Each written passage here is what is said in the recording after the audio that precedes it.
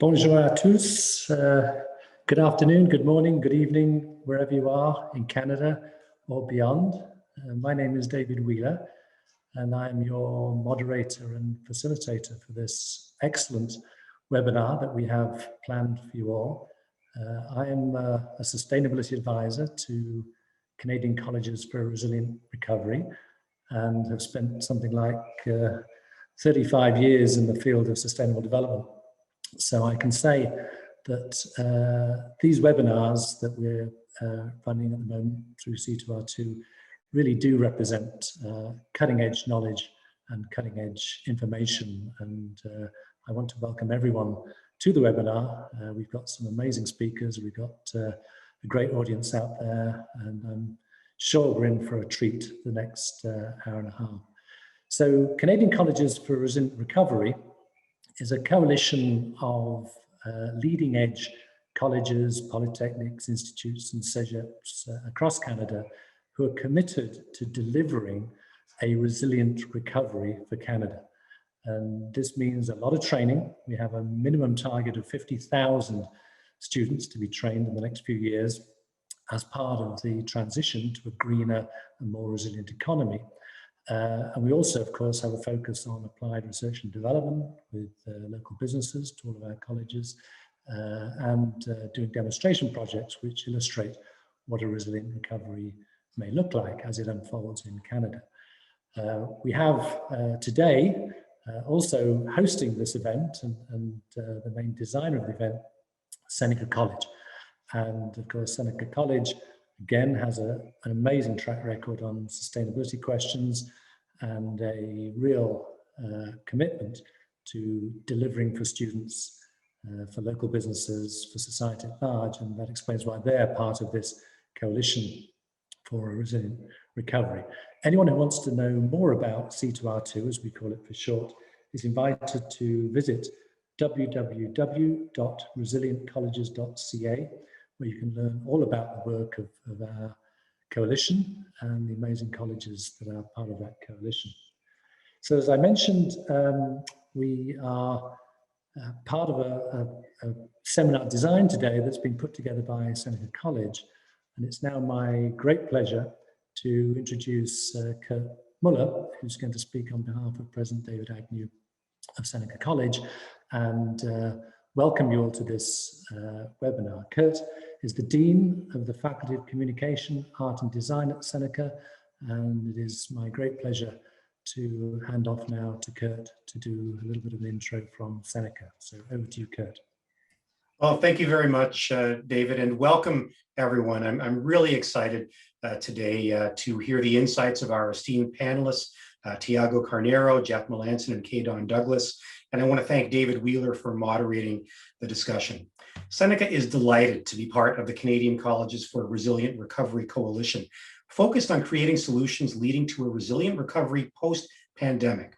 That recovery will hinge on building a new workforce that is familiar with and buys into sustainable and inclusive business principles informed by best practices in industry. We will need to attract young people into growing industries with innovative programs. A great example of that at Seneca is the Faculty of Communication, Art and Design's partnership with Stratagem and Avid Technology, resulting in the innovative Film and Television Career Launch Micro-Credential Program, which you'll hear more about in today's panel. Once again, welcome and thank you to everyone for your time today. Now we're pleased to share, as we do before all community events at Seneca, virtual and in person, Seneca's land acknowledgement.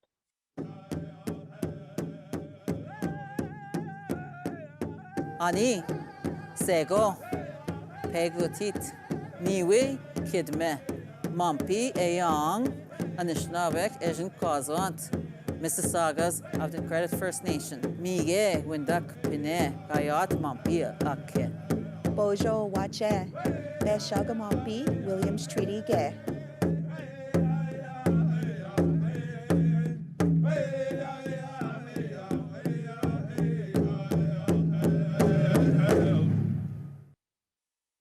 Now I'd like to introduce Seneca student Charlene Joseph from the Community Mental Health Degree Program. Charlene, who is from Moose Cree First Nation, will speak about her work in sustainability taking place at Odeto, Seneca's Indigenous Center.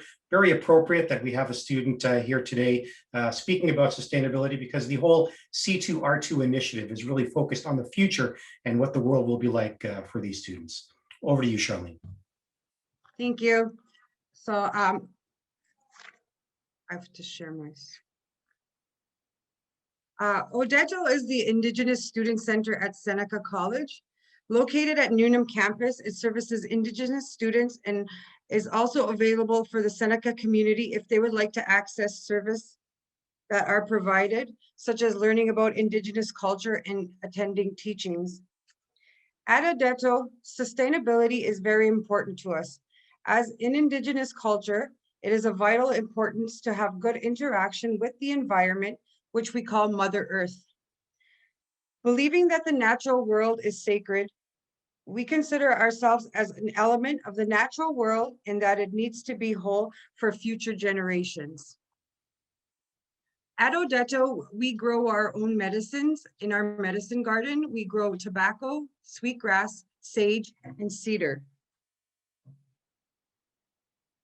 Medicine gardens are sacred and carry the teachings of the medicine wheel. In the spring, we plant our medicines, and in the fall, late fall, we harvest our medicines. We have students that help us. In the first picture, you're going to see us hang. We have to cut them and we hang them for a few days to let them dry out. After we do that, we have to bunch them up again and put them inside before we can be used. What you're seeing here is you're seeing the sage being hung. This process takes about 3 weeks to do, and it takes it's a lot of work. Here you're going to see our cedar, which is this. In the first picture, you see the cedar tree, and in the next picture, you can see when we cut the cedar off to use in our medicines.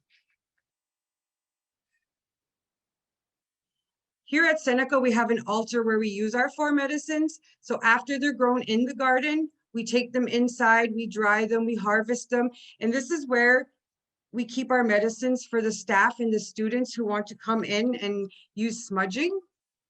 Smudging is important in our culture to help cleanse your body. And we welcome all students and all staff of Seneca. Also in our garden, we have flowers that we plant. Sharing with the daycare, in the picture, we share the value of the flora from our medicine garden that helps with the bee colonies. We are also at our Odeto, we have the fish farm and we have beehives. The nutrients from the fish farm, we take the water and we water them with our plants for the plants to get more nutrients. And in our beehives, we have four beehives that represent the 4 directions and the 4 colors of medicine wheel. The benefits of having the honeybees on our campus is to bring awareness to the importance of supporting pollinators and promoting a biological diversity to help foster change in nature. Odeto provides an opportunity to ask questions, storytell, spread awareness and wellness, and to build stronger communities and sustainability. Thank you. Well, thank you, Charlene, for that very interesting and inspirational contribution. As Kurt mentioned, the whole raison d'etre of C2R2 is to support students like you, Charlene, as part of the resilient recovery. And nothing is more important to us than getting that student perspective to inspire our work. And so I want to thank you very sincerely and deeply for that reminder of why we're here and why we're doing this. It is really, really important. So thank you. Thank you for inviting me. Great. And we look forward to hearing of your work in the future, Charlene. Clearly, you're going to continue doing great things. So the topic for our webinar today, as you all know, is Hollywood North 2.0, how digital transformation has Canada poised to take center stage. And so, as we all know, the film industry has long been located in Canada as a leading international jurisdiction for high quality filmmaking. But I think the interesting thing now, of course, with the pandemic and with our recovery from the pandemic, is that we do have an opportunity to reinvent everything we do. And of course, during the pandemic, we've all spent far too much time on Amazon and Netflix, absorbing the products of the film industry. But of course, the way movies, the way creative industries generally are developing absolutely does play to the strengths of Canada and our digitization of our economy alongside our decarbonisation of the economy in years to come. So this really is a very, very important topic, because it's where Canada has a competitive advantage already, has a fantastic track record, and it's where we have an opportunity to lead the world in terms of an inclusive and lower carbon film industry, and make a contribution therefore to jobs growth in the creative industries generally in Canada. So it is an exciting topic, and one that I'm very much looking forward to learning more about, as I'm sure all of our participants and viewers are looking forward to learning about as well. How the session will work is that everything now revolves around the knowledge and wisdom of our panelists, who we should introduce in a second. We do have the opportunity to engage with our panelists in two ways. One is through the Q&A function. So if, as one of our panelists is speaking, you have a question for that panelist, they will be able to get round to it later in the Q&A function once they finish speaking. Or I can raise the question in the plenary conversation that we'll have with all three of our panelists once all three have spoken. But each of our panelists will speak for around 10 minutes, and we are very much looking forward to their interventions. We, I think, have a list, hopefully, of all of our panelists. There they are. Jeff Melanson, who's partner with the Stratagem Group, earlier referenced as a key partner of Seneca College, Maike Muller. We have Tiago Carneiro, who represents Pixomondo, and he is the Unreal Engine and 3D generalist, which is a job title I've never heard before. So Tiago, we're very much looking forward to hearing more of the work that you do in the film industries. And then we have Caden Douglas, who is Executive Director of BIPOC TV and Film. And again, Caden has unique insight and expertise in the film industry, which we're also looking forward to hearing from. But first up is Tiago Carneiro. As I mentioned, he's an experienced 3D generalist, which of course is the way the world is going now with film and movies. He has a demonstrated history of working in the higher VFX industry and education industry. And I'm delighted now to hand the floor to Tiago for his remarks and presentation. So over to you, Tiago. Thank you so much for having me, David. I'm very honored to be sharing this panel with you guys. It was an amazing opportunity.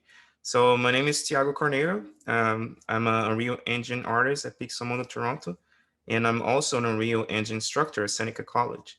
I teach Unreal Engine, which is a software for both the VFX, the gaming, and the animation program.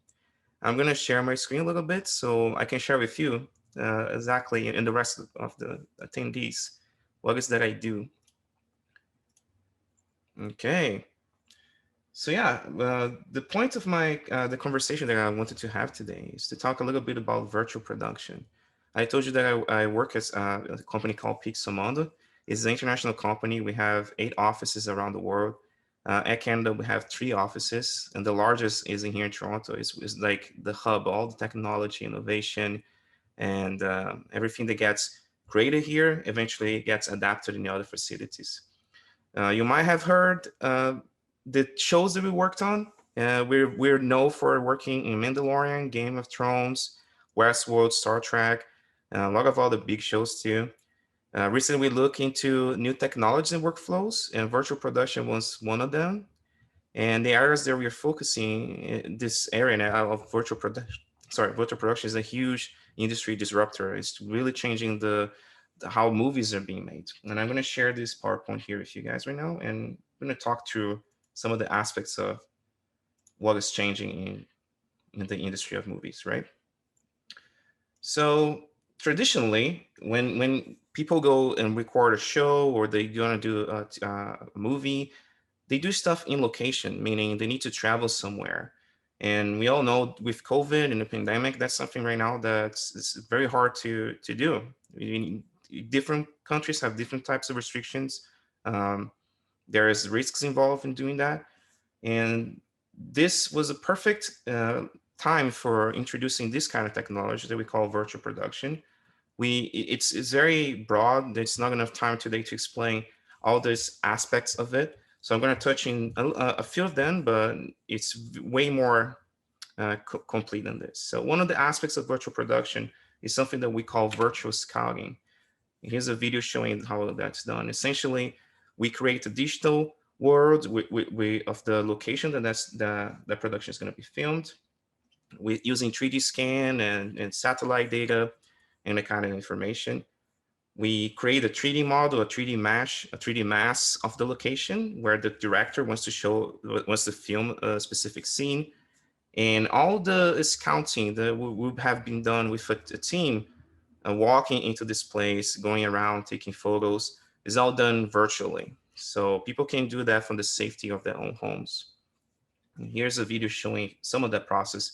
We're using drones, scanning the location, and the scan gets the average shape of the place. And then with virtual reality and other technologies, we can just go using engines that are created with game engines that we're using now in movies. We can play with that and change the time of the day, place cameras, say, oh, I want to have a scene in this specific movie that happens in this area. The environmental impact compared to actually traveling with a plane, going to that location is way less impactful. And it gives more freedom to the director to change stuff on the fly too. It's easy to collaborate with people that, for example, I can collaborate with the director that is in Los Angeles right now, and we don't really need to be in the same room, which is pretty incredible. In the field of virtual production, Pixomondo is considered the leading, one of the leaders in not only Canada, but around the world. Let me show this thing here. I'm gonna let it play here. This is something that we did for Star Trek, but it's just to show what the possibilities of the engine is. Last year, we built in Canada the first and the largest stage in the world for virtual production. And it's already booked way in advance for the next 2 years, even before the construction starts. So it's very high in demand. It's something that we strongly believe Canada is becoming the hub, especially Toronto. We're building another one in Vancouver and other cities, and it's going to be very incredible. I can show some images of the stage. There's some other examples here, but I don't want to take from the time of the talk. But yeah. So this is the space that the stage is being built. It's quite huge, and you can imagine that essentially this is for creating a digital world in the screens using LED technology. And so when you have a scene that you don't necessarily need to travel somewhere you can just have that world digitally created showing the screens. It's very impressive technology. Here's just some examples of some of that, showing like the actual physical set and some of the virtual set displaying there with the screens. One of the reasons why we believe Netflix chose Toronto as the new hub is because we have the technology right now in Toronto to do this. And in this challenging times that people can't travel, it's a huge advantage for Canada and Toronto to be a hub for that. And we are part Toronto as a whole is attracting a lot of talents. And there are new initiatives happening right now in Canada, specifically for this area of expertise. Sorry, I don't know if I'm talking too fast. I'm sorry for that. Yeah, so this is a video showing one of this stage. And you can see a little bit of the production, the design of it and the construction of it. It's important to say that the jobs that are being created are not only technical jobs like mine. There are people that stay in a computer, do the special effects, the visual effects in this case in the shows, but it's also the crew that need to build these structures. They're very complex, very expensive. It's a lot of jobs, and not only it's in the impact, positive impact in the jobs that are created for this specific task, but also in the places around it, because you need all the infrastructure to have a large amount of people just coming and going doing this projects, right? So we're talking about developing all the business around these places, right? These are very large stages, and there's a lot of people that need to be there to run it. Of course, always respecting safety distancing during the COVID times. So you can see how that looks. Here's a photo of one of the stages, the first one, the biggest one that we built at Pixomondo. We're gonna cycle through some other photos here. It's very incredible. I think it's amazing. Outside of Pixomondo, there are other initiatives being done in Canada. One of them, it's a Virtual Production Academy, which is something I'm also involved as an instructor. And it's going to be a training center for learning the crafts of virtual production for not only people in the industry, but also members of the unions that want to transition for this new way of shooting movies and TV shows, colleges and universities that want to train people or want to get involved. It is also for research and development, to helping the province and in Toronto to become more like a hub for this. And also the community. We really want to have a net positive impact in the communities. And this is going to be something that's going to happen not only in Toronto, but across Canada. And we want to help develop and train people and make sure that we give as much opportunities as possible to as much people we can impact.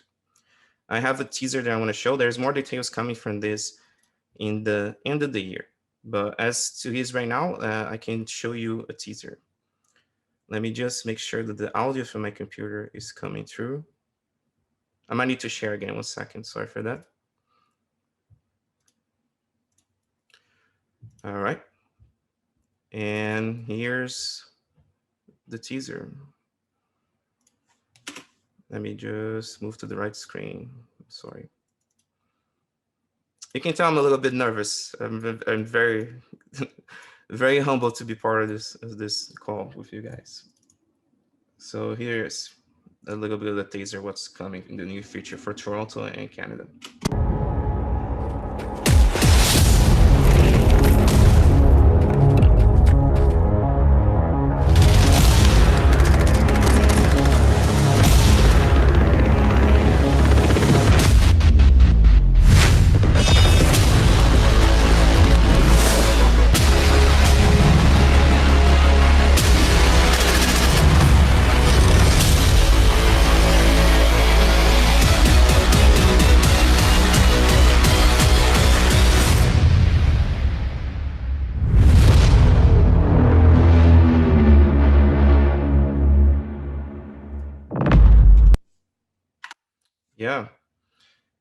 I'm going to stop sharing for a second. Just wanted to make sure to make a point across. I really believe that what's happening in the world right now is very challenging, but the opportunities that we have right now to make an impactful change in the lives of people that live in Toronto and Canada, in the lives of people that come to Canada to study the craft and want to work in Canada, I think are incredible. This is an amazing opportunity, and I'm very happy to be part of this. And I think this is a good kickstart in the effort to be part of this kind of webinars and this talk. Yeah, that's it. And I'm happy to answer any questions regarding it. Thanks for having me. Tiago, that was a wonderful presentation. And I know if my 10-year-old son saw that, his career choices would be defined immediately. So I think it's great to see what's happening in Canada.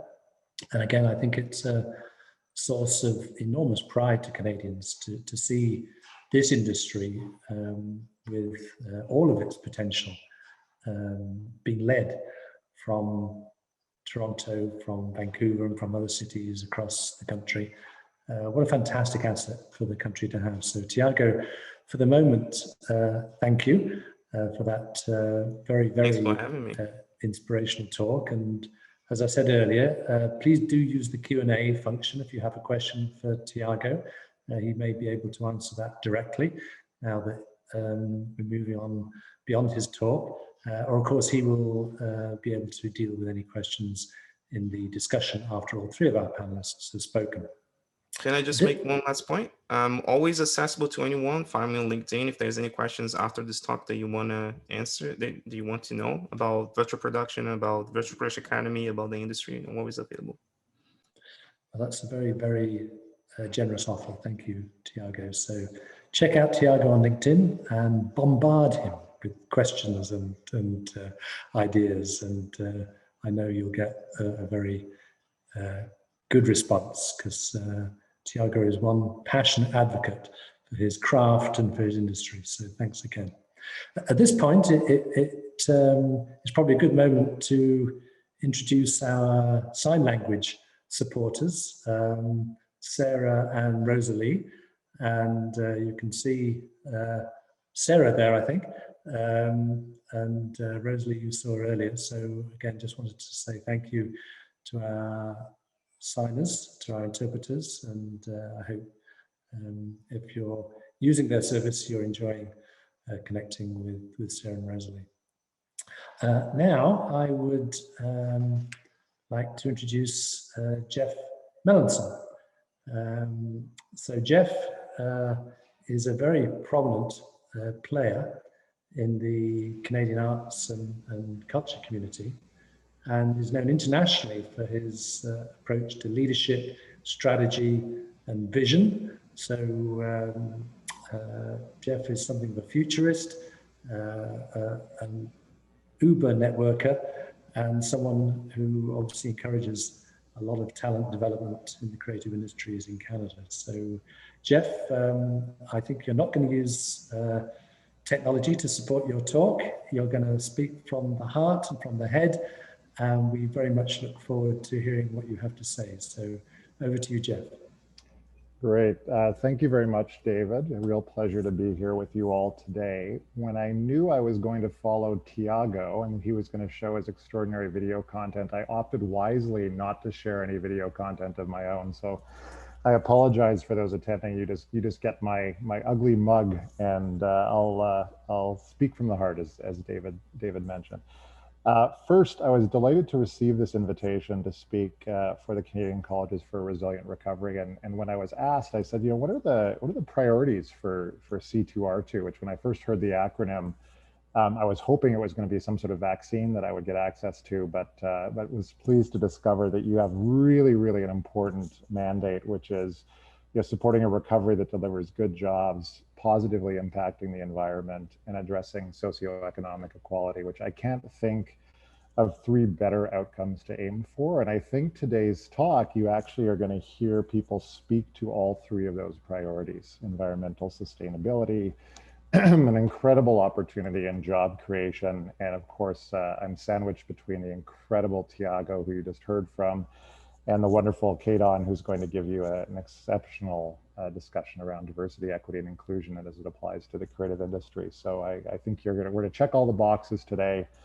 There's a lot of talk about human creativity and automation. And obviously we're entering a period where technology has allowed us to automate things in a way that are kind of daunting when one looks into the future and thinks about what that impact on jobs, on our economy might be. And I like to remind people that human creativity is an unlimited resource. So I think the period we're about to enter into is going to be one that will be challenging, but where we will see the rise of human creativity as a leading driver for how we build our societies and economies going forward. And I think this, hopefully my talk can add a little bit to that. And I think the speakers you'll hear from today will speak to that more fulsomely. Before I move in as well, the Unreal Engine is incredible. So I'm glad you led off with Tiago. I was speaking to someone just yesterday and I said, how many jobs do you think we need to create for people that are experts in this field? And their projection was, something like 100,000 over the next 3 years globally. So it's an incredibly quickly growing field and pretty exciting new space. So I want to thank Mohawk as well for hosting today's talk, and of course, Seneca, who are our partners on micro-credentials and many other things, for being the great curator. Kurt, thank you for all that you do. I'm just going to tell you a little bit about the state of the union in terms of the industry. Some of you will know, most people do not know, if you go back to 2016, global production spending was about 44 billion USD. So this is 2016, it's 5 years ago.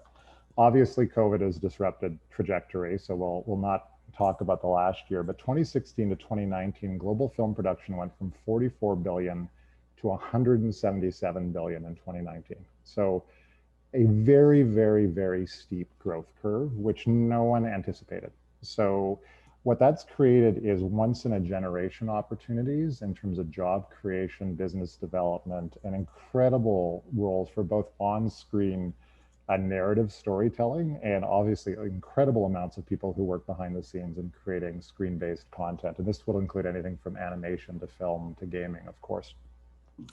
So incredible trajectory. We do a lot of work reminding people of this because I think we obviously didn't expect it. And Canada, while I think David was right, has been a strong player globally. I think we were caught a bit flat-footed with respect to this growth. So we're trying to catch up at this point. So huge, huge opportunity for Canada and globally for not only people who can develop the physical infrastructure, which is fairly low carbon footprint and not very disruptive, which is why people tend to like to work with film people, because we build boxes and the boxes can come and go as time and demand requires. And then in terms of job creation, extraordinary job creation attached to that.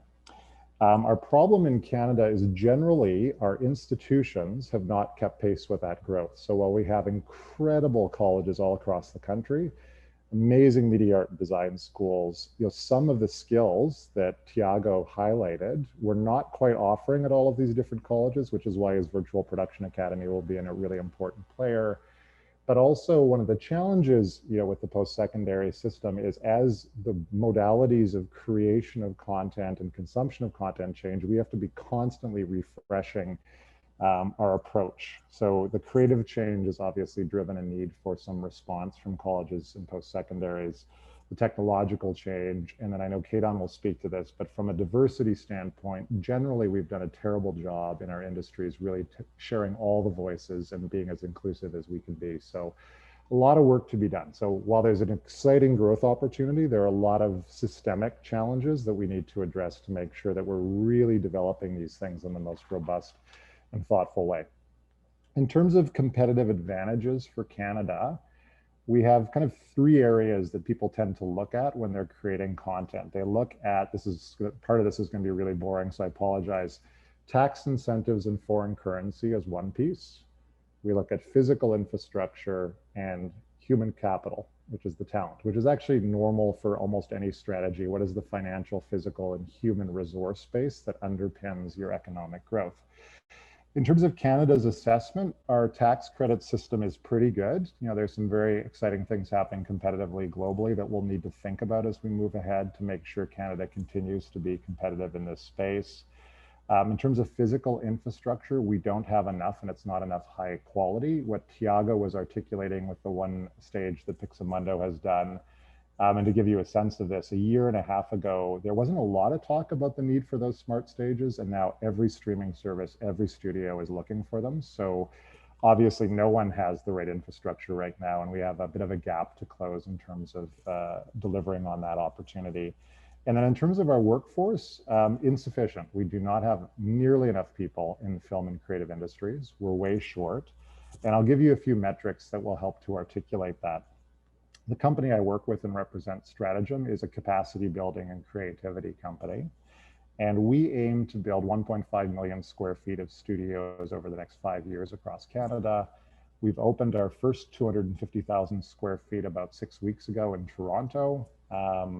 About 125,000 square feet of studios. And generally the rule of thumb is for every 100,000 square feet of studios or sound stages you open, you create 1,000 direct on-site jobs and 2,000 indirect jobs.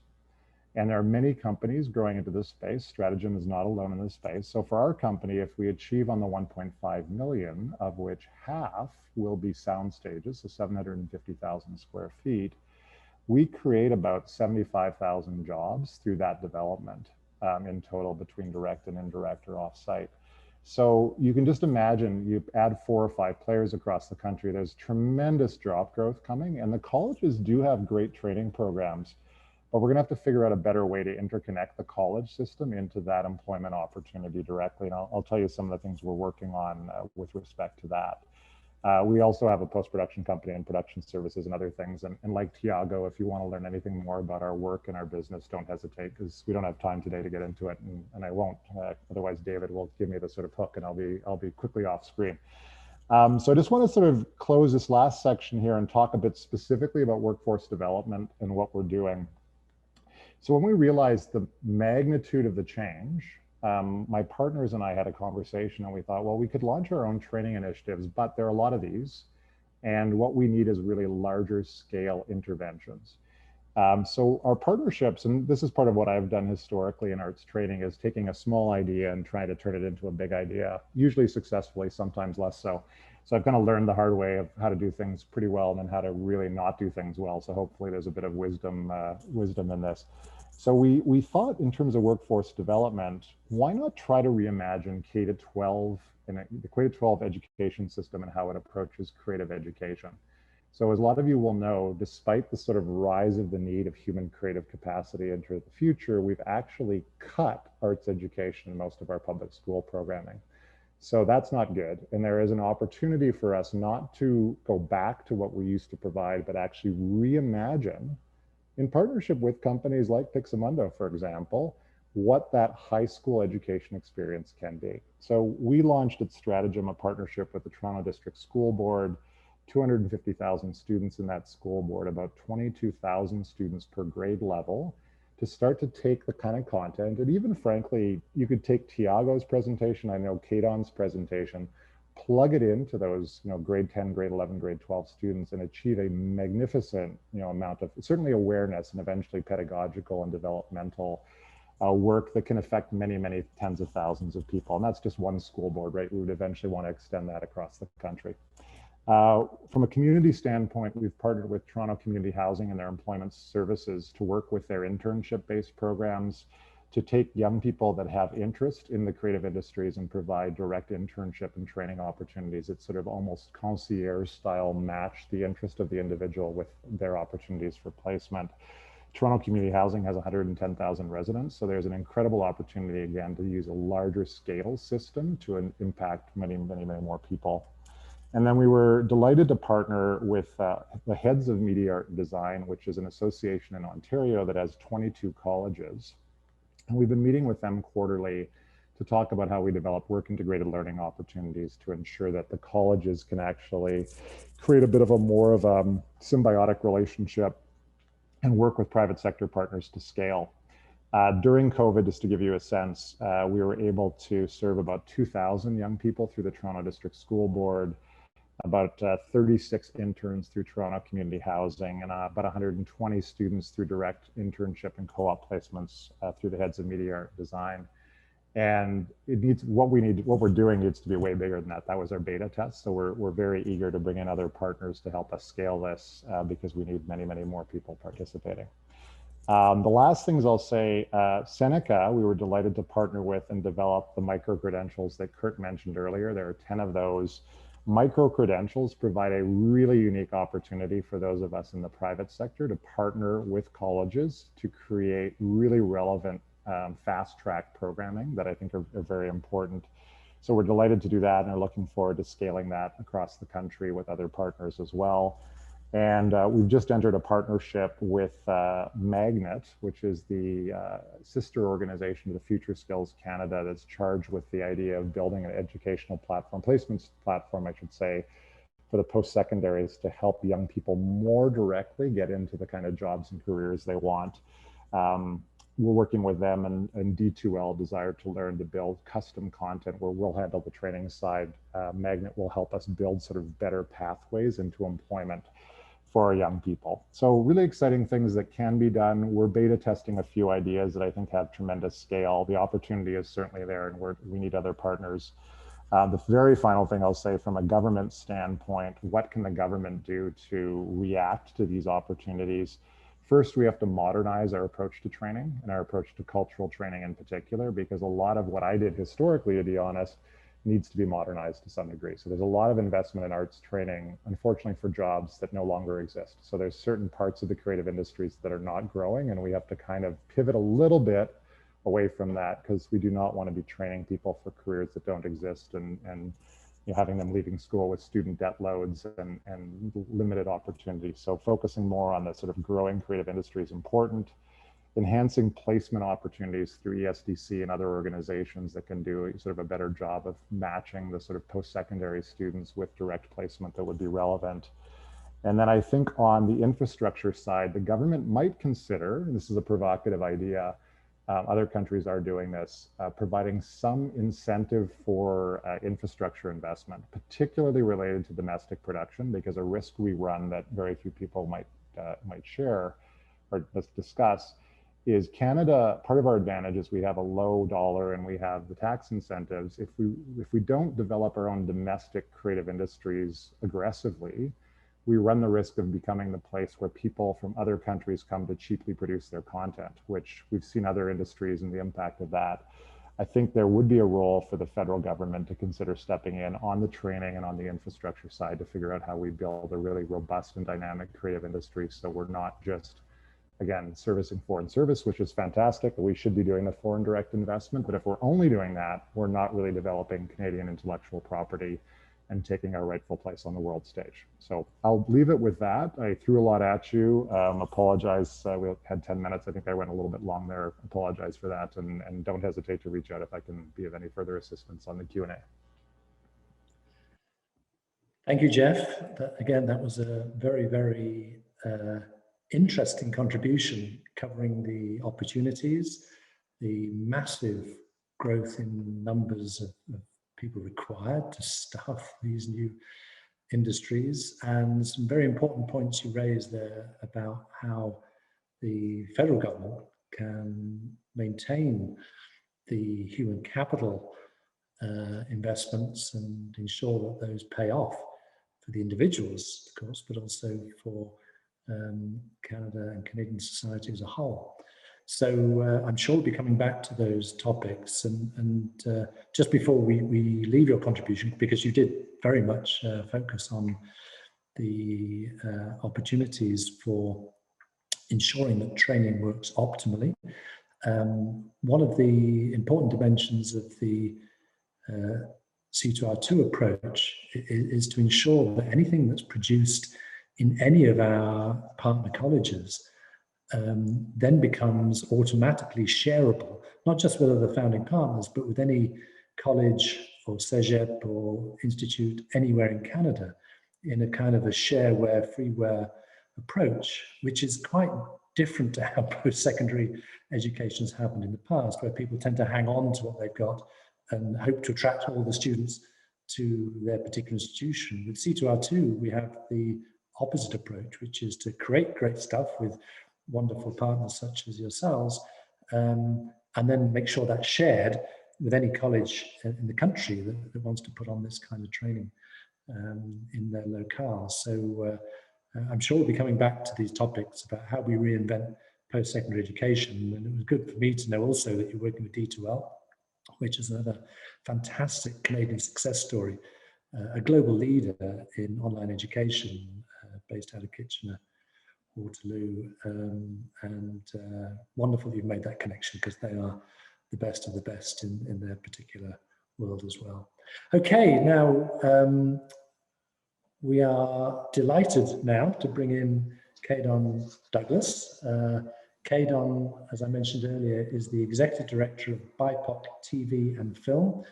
BIPOC TV and Film is a Toronto-based grassroots non-profit advocating for increased representation of screen media professionals from Black, Indigenous, and people of colour communities in front of and behind the camera, which sounds to me like a really important initiative, and again, absolutely consistent with the C2R2 approach. So delighted that you're with us, Caedon, and the floor is now yours. Thank you so much for having me here today, and it's an honor to follow both Jeff and Tiago. Tiago, I love technology, and I've also spent many years thinking about the opportunities within that space to really expand our sector. So thank you for all the work that you're doing. And Jeff, like I was nodding along a lot with what you were saying. A lot of what you're talking about, it's part of my many rants throughout the week about the industry and my well, now that people are learning my reputation for being very impatient with what's happening in our sector. Last March, when everything was locking down, I really started to think about what is this moment? What is this pause? What is that presenting to us? And as much as so many people were talking about the challenges of this time, I saw very much that it presented us with an opportunity to rethink how we operate in this world, to reimagine our communities, our industries as well, and a way for us to reinvent the future for all of us. Right after that, in the midst of all this, I started working at Ryerson University's Faculty of Communication and Design, which further fueled those conversations, where I found myself in daily dialogues about how can we advance the creative sector, and what is the future of the creative industries? What does it really mean now to be a creative?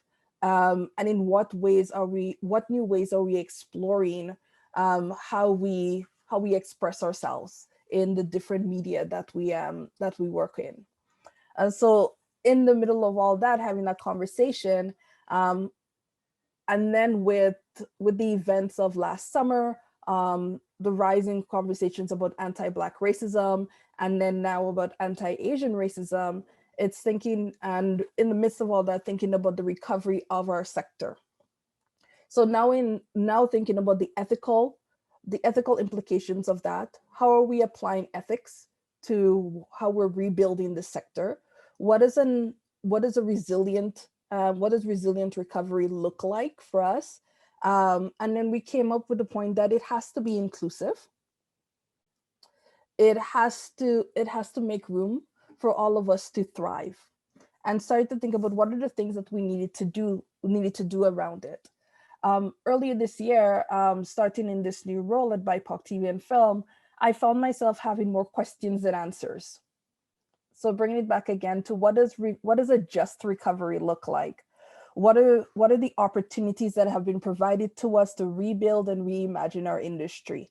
How will we build a sector that is inclusive, that offers equitable access to opportunities, career advancement, and funding? Also, what does equity even look like in our sector? For many years, we've been hearing conversations about gender parity, about equality, but now we're seeing conversations around equality, equity, and justice. And what does that look like for us? How are we reallocating resources, reallocating funding, and making sure that opportunities are shared equally amongst us? So I also saw in the middle of all of that, that we are in a renaissance, that we're in a renaissance period in thinking now, what is even Canadian content and how does it fit into the global marketplace? Whose stories are we telling? Who is allowed to tell stories as well? And how are we making room for that to take place? With last year, what I also saw, which really surprised me for someone who's been in the industry for so long and who have existed for my 36 years as in a Black body, I never thought that in my lifetime that I would see some of the changes that are taking place right now. We saw some quick responses from our sector, from broadcasters, for government bodies, making commitments to equity, inclusion, and building a greater sense of belonging. We recently saw the launch of CMF's Seek More campaign. We also see Telefilm Canada making commitment to more equitable hiring practices to ensure that the people who are working behind the scenes are representative of the people within the wider sector. So in the middle of seeing all of that, I am hopeful. However, I must note that we must keep the momentum going. I also want to speak today about some of the, I'm sorry about that. I always forget that I'm on camera. Some of the things that we've been thinking about at BIPOC TV and Film and how we build our programming, that we've taken a really close look at what are the barriers to entry and what are the barriers to career advancement.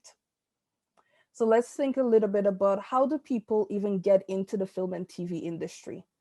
One pathway is through education, through film school, that would be at the colleges or the universities. Another way that we get through is through networking. And then thirdly is through internships, mentorships, fellowships as well. So let's now think about who has access to all of those opportunities. In terms of film schools, we see really low representation of people from Black, Indigenous, and people of color communities. We also see that a lot of the students who are coming out of these programs are often ill-prepared for the workforce. They lack the skills to navigate it successfully, to know who to go to, how to operate professionally within that space, what networks to access. And that also brings me to that other question about what networks or communities do we have access to. We know that our industry is predominantly white. We know that it is inaccessible to Black, Indigenous, and people of color, that we have a lack of diversity within our spaces. How do people who want to enter this sector, how do they access that without knowing who's who in the sector as well? When it comes to internship, mentorships, and fellowships, a lot of these times these are unpaid. And we have to think about who is able to take on unpaid work. You have to think about the racial wage gap as well within our industry, and also just within our general economy. So these are the things that we've been musing about and seeing, how can we address these issues? This is where BIPOC TV and Film comes in. In 2012, Natalie Younglai, a showrunner and writer, decided to bring together a group of creatives so we can support each other, we can share resources, and we can support and we can help each other in our career development. Since 2012, BIPOC TV and Film has been a key community resource for Black, Indigenous, people of color across Canada, but mainly in Ontario. We've created online spaces so people have a chance to network, and we've also hosted in-person events as well as panels and small workshops so people could learn how to navigate the sector, but also how to grow creatively. Then looking at my notes. So that is the work that BIPOC TV and Film has done. Last year, we launched a new database called Higher BIPOC.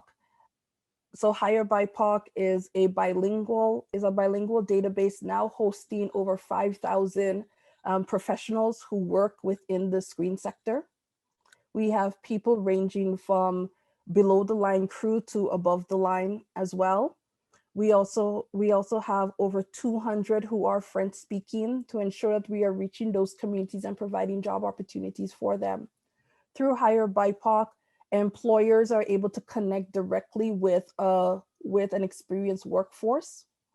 So we facilitate that all the time in terms of building out shortlists for different roles as well, so people could get great working opportunities. And Higher BIPOC was built because one of the biggest issues that we faced in this industry is a claim that there aren't enough of us, or no one knows where to find us. So this was a solution to boost discoverability for BIPOC talent and to just connect everyone.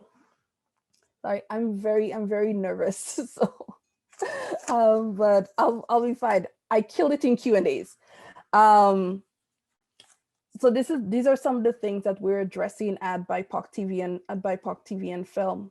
We're also working closely with unions, guilds, and associations to within an accountability framework to ensure that they are keeping their commitments as it concerns diversity, equity, and inclusion. We meet with the union diversity committees monthly to track their progress and to support them in their efforts. We also consult with the CMF, with Telefilm, and with different government bodies. We speak directly with broadcasters to see what can we do collectively to support the growth of our sector. So thank you all so much. I'm going to hire everybody as my cheerleading team. So those are the things that we're looking at daily at BIPOC TV and Film. We know in our industry that we're operating within a space where systemic racism exists. We know that already. What we're working on is solutions to combat that, to ensure that people have access to the opportunities, to funding, and to the resources that they need to accelerate their career growth so that they could contribute meaningfully to Canada's creative economy. And lastly, I'd like to say just some of the things that we are working on right now is developing anti-racism, anti-oppression training modules that members of the film and television industry could participate in to ensure that we have safe and inclusive workplaces so that we're able to support our BIPOC talent when they're out in the field. We're also working with other BIPOC organizations in terms of research study, data collection, and we're supporting, let's tell you about a project that we're working on with Seneca College to boost inclusive growth for screen-based industries. Out of this project, we will be identifying labor needs, the direct labor needs of the screen-based industry.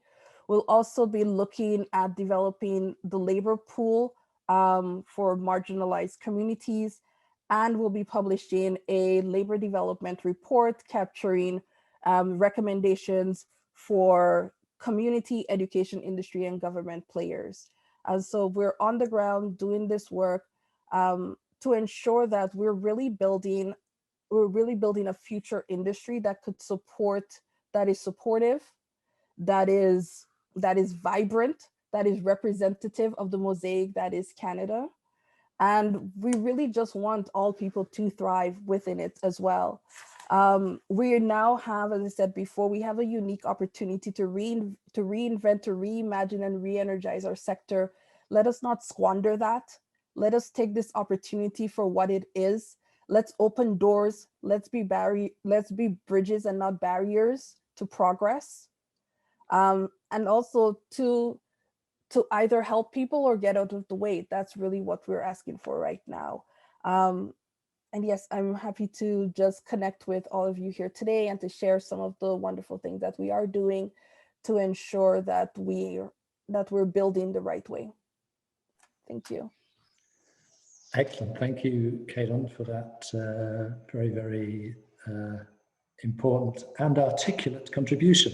You were kind of saying how nervous you are, but no one saw nervousness. We just saw passion and commitment. And it's really great to hear the story of your organization, because obviously you have an advocacy role and you were able to channel that passion to make the case for inclusivity, for opportunities for your constituencies.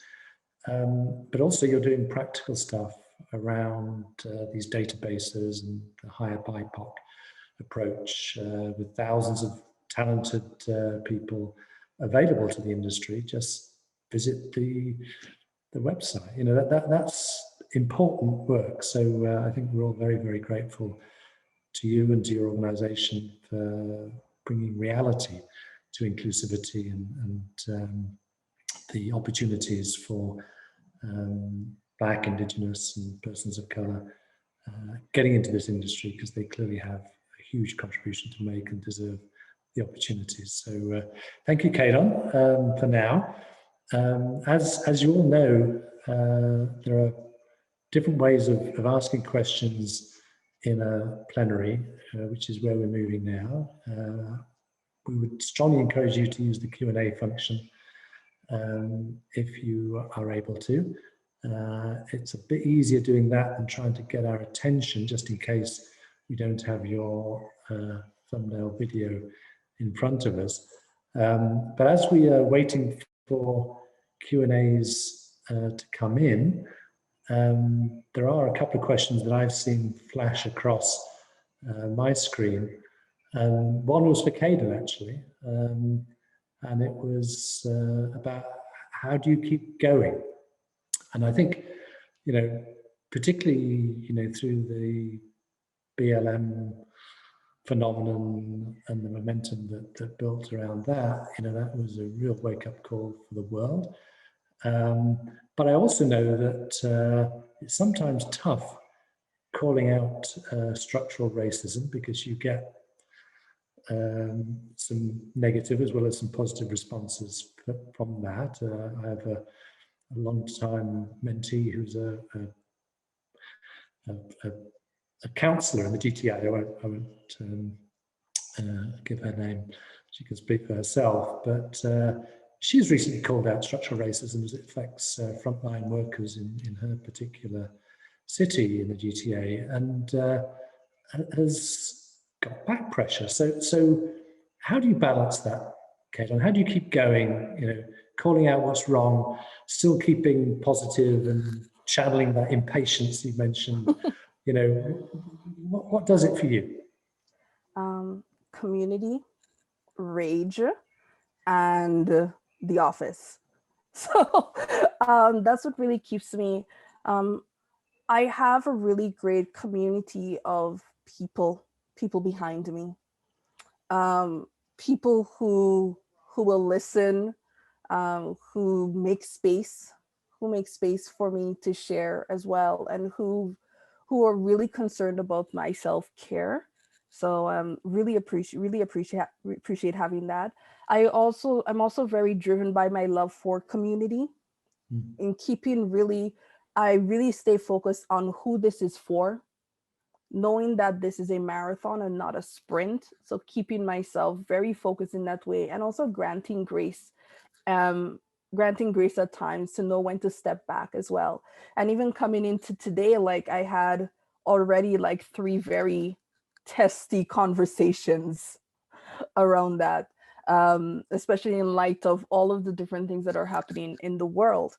And then I say rage because that's what keeps me. I fully embrace that I am a Black woman. I am angry, but I lean into the words of one of my favorite people, Audre Lorde, where she wrote a couple years ago about the uses of anger, and how we could use our anger as fuel for our work, how we can tap into that to use it as something really positive. And that's what I channel each day.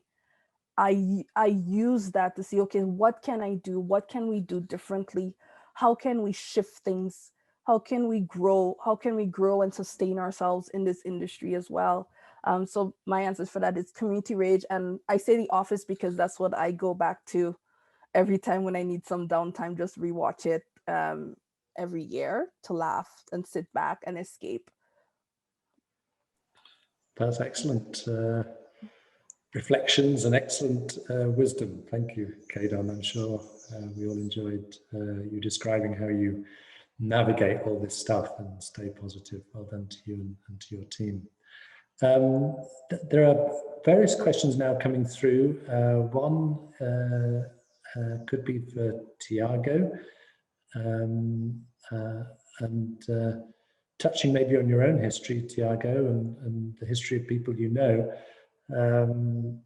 What do you think are the opportunities for students coming to Canada, international students perhaps, coming to Canada and forging careers in this sector, in addition to people who lived in Canada their entire lives? I'm going to say sorry first because there might be a background noise of someone cutting grass, so I'm sorry for that in advance. Yeah, my experience, I'm a first generation immigrant. That's something that people say in Canada. I immigrated to Canada 8 years ago. I don't have any family left, so I'm basically by myself, and I didn't know anyone in Canada when I came. Spoke a little bit English, learned on the way. And the process was not easy. It was actually very hard. It's probably the hardest thing I ever done in my entire life. I think the only thing that might be harder than this, maybe one day be a father and have a family. And now I'm actually teaching at Seneca College in the same program that I was a student once. And I'm reliving all the experiences that I had going through the immigration process. And I'll tell you a small story. Like from my class, most were international students. And I made all those friendships knowing no one in Canada. And because the system is so complicated, it's so hard for people to stay and work in Canada, having a work experience here, you need to know that Canada is a hub, right, for this kind of work. It's not a lot of places in the world that have this, right? So for a lot of people, it's the dream of their lives. And all my classmates end up going away. So I made friends and lost all my friends in the process because they were not able to get the work visa and stay in Canada to work. And I understand there's a lot of criticism from some areas in some people in Canada that this is like a way for people to immigrate to Canada. But for a lot of people, it's not. It's just a way to get work experience that's meaningful and then come back to their countries and have a positive impact on their own communities, right? For me, I fell in love with Canada. I ended up staying. I really wanted to work in the company that I am right now. Was my dream. And being a teacher now, seeing the hoops that people need to jump through, I really wish that understanding that the Toronto is becoming a hub for this, and that we do not have enough people in Canada right now for this, right? We will need way more. And I think there will be a lot of opportunities for people that are in Canada already that want to join it, and people that want to come to Canada to do it. Being part of a process of like knowing people from all across the world, all across cultures, is something so rich that Canada only tend to win if that process was a little bit easier for the students. Right? I wanted to say just one thing, David. It has to do with this, but just to make sure to make the point across of the opportunity that we have here right now in Canada with the development of these new technologies and becoming like a hub. The name of this panel is Hollywood 2.0, right? That's like when people call, oh, this is Hollywood North. I think to make the point across and make people understand, we have a chance right now to make one day, the next time that we get all together with all the objectives that we trace here right now and all the things that we want to change and the positive impact that we want to make in a few years from now, to make another call and then have people back in US saying, oh, this is Toronto South or something like that. This is the amount of impact, the net positive impact that we can do. Like, I really want to get rid of this Hollywood 2.0, Hollywood North thing, and then stay to the fact that Toronto is the next big thing. And I think the workforce and the specialized training for people in Canada, for people that are coming to Canada, is going to play a huge role in that. And if we can make that happen, it's going to be amazing. I hope that answers your question.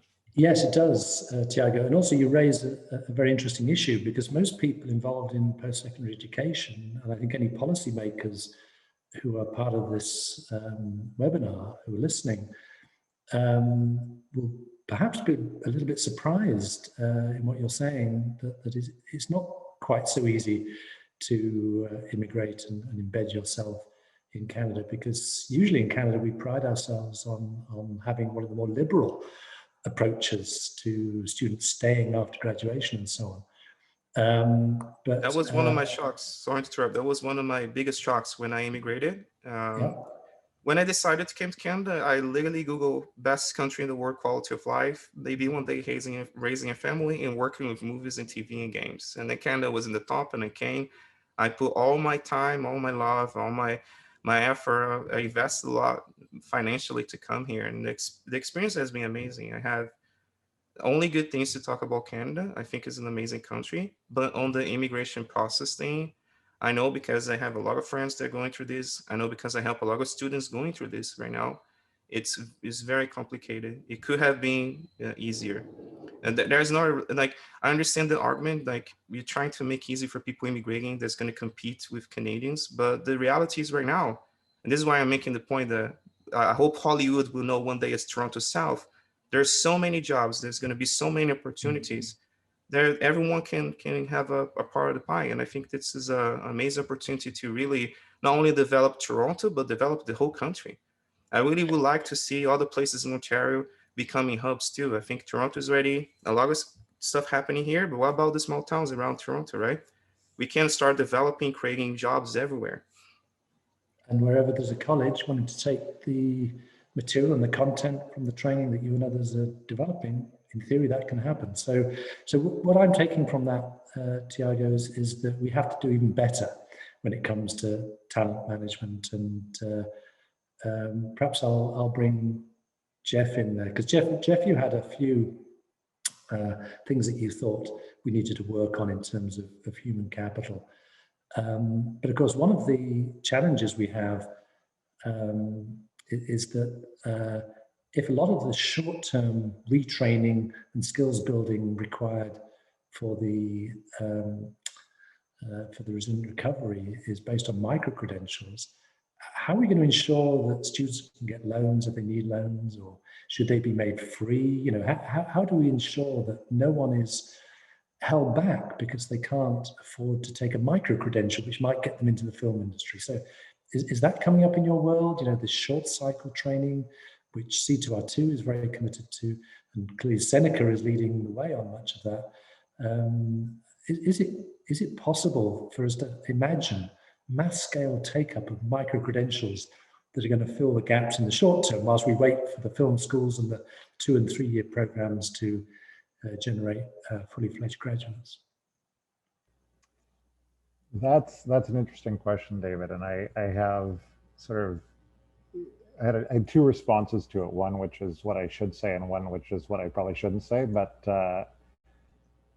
you know, because I like to, and I'm not afraid of being provocative, I guess I would say I don't think micro-credentials are a stopgap. I think that they are the future of education. And I think we're going to see increasingly small batches just because of the pace of change around even things like technology. Like this producer I was talking to yesterday, for example, said we created a film last year that we could not have done 1 month before we shot it. Like, that is fast-paced change, right, in terms of technology. And where I think the challenges for post-secondaries is it used to be that, you know, you do a 4-year degree or diploma and you'd have a certain amount of time in front of you before the world changed and you needed to retrain. And that time is just compressed, right? Like, I think someone told me, this is years ago, that the half-life for an engineering degree used to be 18 years and now is 2 years. So like within 18 years of graduation, it used to be half of what you learned was probably no longer true. Now it's 2 years. So we're going to have to speed up and probably adapt as a society to recognize we're going to need to be retraining and retooling on an ongoing basis. Like this idea of doing a degree being done when you're 22, 23, and that's it. And then you, like, for the next 40 years, you kind of just have a bit of a runway, I think is not the case.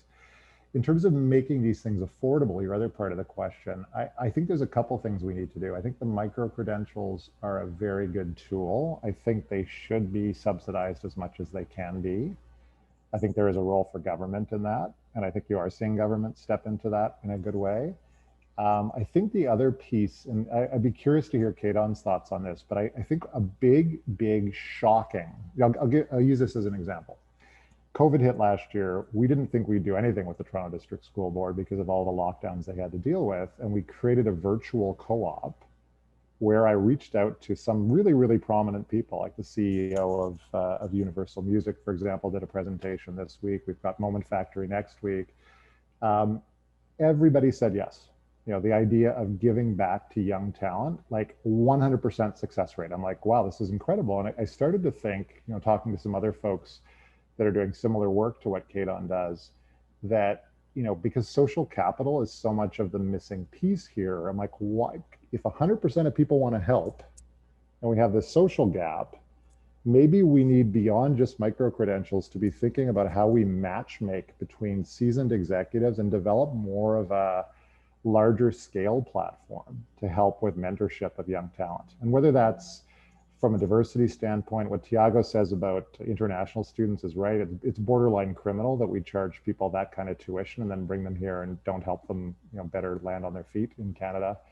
I think we need to do a better job with one-on-one mentorship than we're doing, because I actually really believe we're missing a social conversation about our role in building a better world. Like, there's a lot of people who have become experts at what's wrong with the world, and there's a lot wrong with the world. And if you want to sit in that, you could do that for the rest of your life. But in terms of actually building transformative change and starting small, I think the one-to-one connection is something that maybe we need to make more of. So I don't know, Keaton, are you finding, I'm sure social capital gaps is a big part of what you're thinking about.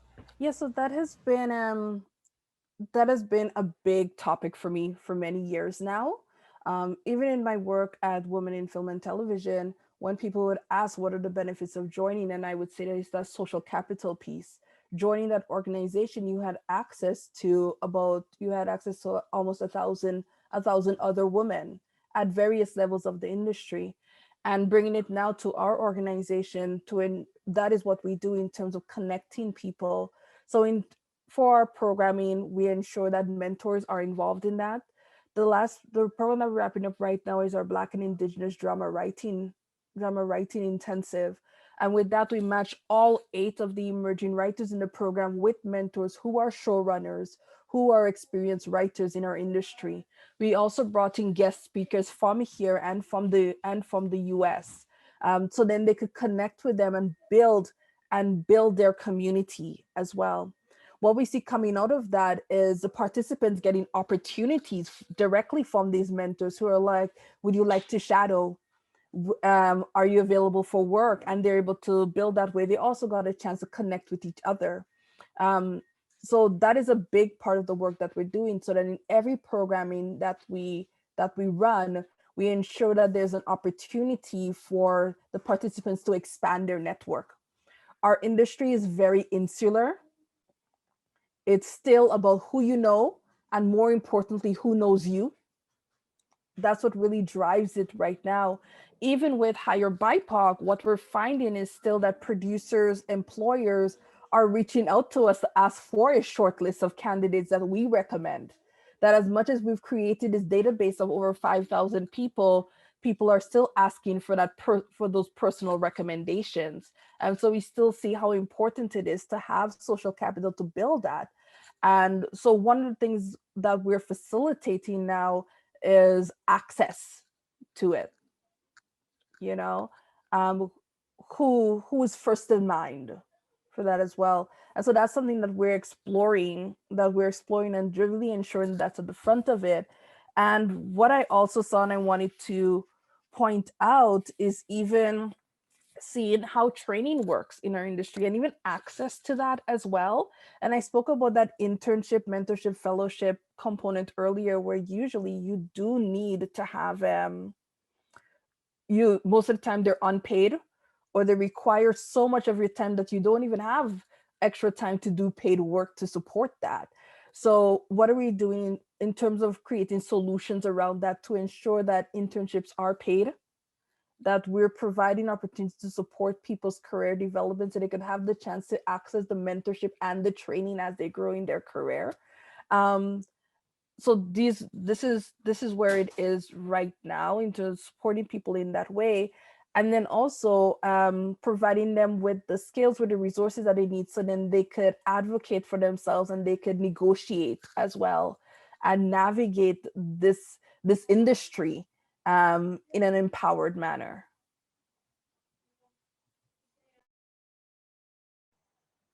Very important points again, Kaden and Jeff. Jeff, you also had something you wanted to say about regional economic development and the role of colleges in smaller towns. And this was a point also that Tiago mentioned. You know, it's great to have a hub in Toronto, but you can also have hubs and spokes in many places. And so how do you see this unfolding, Jeff?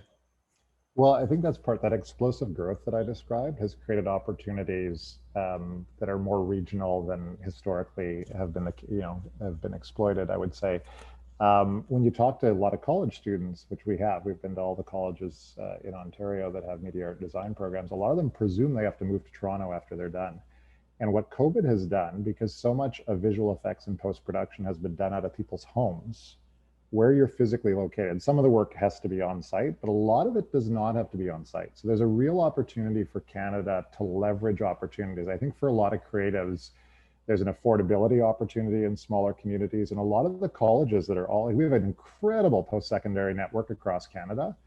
Using those colleges, which they already are incredible engines for economic growth and job creation, but really thinking about how do we build the regional economy, I think provides a great opportunity. And I just wanted to quickly bring up something else, which is Canada, a lot of people know this already, Canada has the largest collection of co-production treaties in the world. So the opportunities for us to break a film project into multiple jurisdictions and do portions of it, be it post-production, visual effects, production in Canada, and have partner countries. I think we can leverage the cultural diversity of Canada and build way more robust sort of economic opportunities for talent than we have. And part of, I think, what is the opportunity for us is it's partially about creating training pathways for artists or young people into pre-existing jobs, but also providing the creative entrepreneurship training for how these folks are going to manage totally new economic opportunities. Because we actually need young talent in addition to filling workforce gaps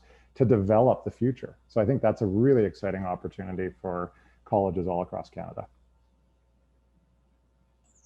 Cool, thank you, Jeff. And again, we still have a few minutes left for any more questions from participants. I saw that one came in on festivals industry, and that was dealt with by Kurt. So thank you, Kurt, for that. Again, if anyone has any final questions from amongst our participants today, do use the Q&A function ASAP. Meanwhile, I had a question for all three of our panelists, which perhaps also gives them an opportunity to complete their contributions in 30 seconds or less, which is, you know, often when you talk about green or resilient recoveries, what comes to people's minds are, you know, renewable energy, and, you know, sustainable food, and so on and so forth. And typically not the creative industries. And I've written about this as well. You know, it's I think really important that people in Canada and elsewhere understand that it's not just about something that's a pure green play or a pure social play.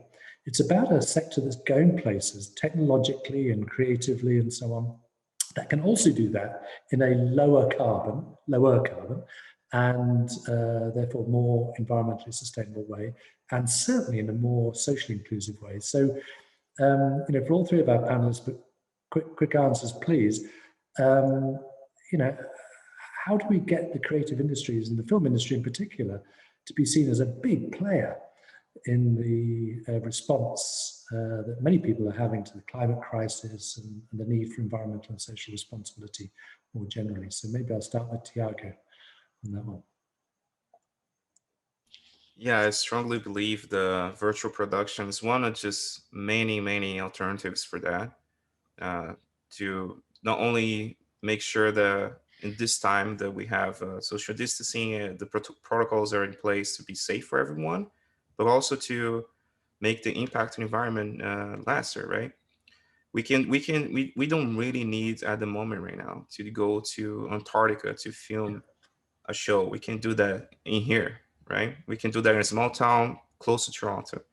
And just imagine like how expensive the ecological impact would be to just make a whole crew of 30 people to travel by plane, then by I don't know.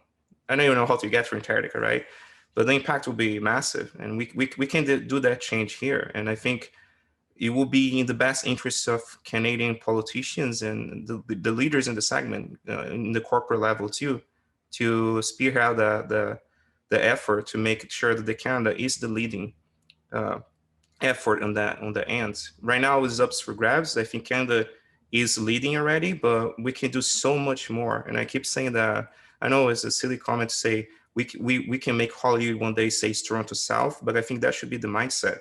Why aim for something that everyone's already doing when we can be a new hub in the world? We're talking here the next 5 years, 10 years, and make Toronto something that it has never been before. It has so much potential, right? And definitely the initiatives on making sure the environment is being taken care of, I think is in everyone's mind.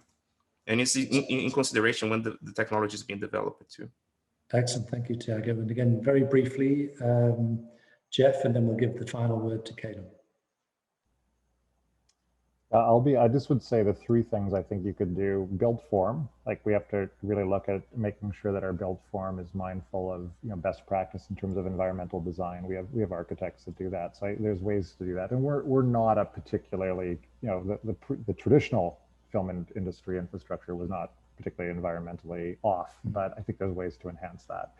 Second would be developing a domestic industry, like really developing a domestic industry. Obviously, Tiago covered leveraging the production technologies, but the more we can do closer to home, the better for like pretty much every industry. So I think that is really important. And then I think Tiago's point about Toronto being a hub in and of itself is a good one. And I think in music, we've done that. I think Drake has helped do that. The Weeknd's helped do that. The whole music community has done an incredible job of repositioning Toronto as a major center creatively. We can do that for film, and we kind of forget that at some point Hollywood wasn't Hollywood. The Aspen Institute, as an example, Aspen was an abandoned mining town to 1955, and people had the idea to do something. Like, it takes people, idea, government support, energy. We can get it done, and I'm 100% behind Tiago's master plan for Toronto. Thank you, Jeff. Kado, last word. Yes, I'm just echoing Jeff in terms of the greater investment in domestic content creation and in local talent as well. We have so many amazing people here, great storytellers who are waiting for the chance to get their story greenlit, so they can be on our screens as well.